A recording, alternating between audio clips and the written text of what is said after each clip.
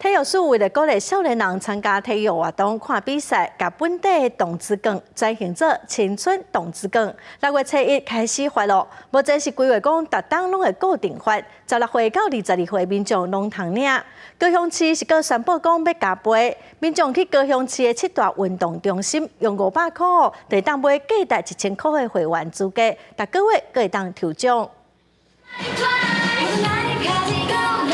啦啦队活力开场庆祝高雄盐埕运动中心开幕。这座全国第一座结合室内体能3项训练的场所有真侪新设备，民众会当付钱使用。市府嘛推出着使用青春动资券的优惠活动，全部消费在我们的运动中心里面。那么我们运动中心这次推出的这个专案，就能够让你获得1个月的这个体适能健身房的这个使用的这个机会。市府表示，用500块青春动资券会当买到叮当2倍价小的健身会员，鼓励少年族群加来使用。青春动资券6月1号开放领取，国内有户籍，年满16到22岁族群拢会当领到500块。领取的方式是透过电子批包，1号当天就会当到青春动资券的官网来申请，点选着随领取了后输入的个人的资料，会当收到 QR code 付款买。使用的时阵，伫实体店面爱用 QR code 付钱，那伫线上的平台只是用付款买，但是结销的时阵，拢爱提供着身份证最后的4码来验证，才会当成功。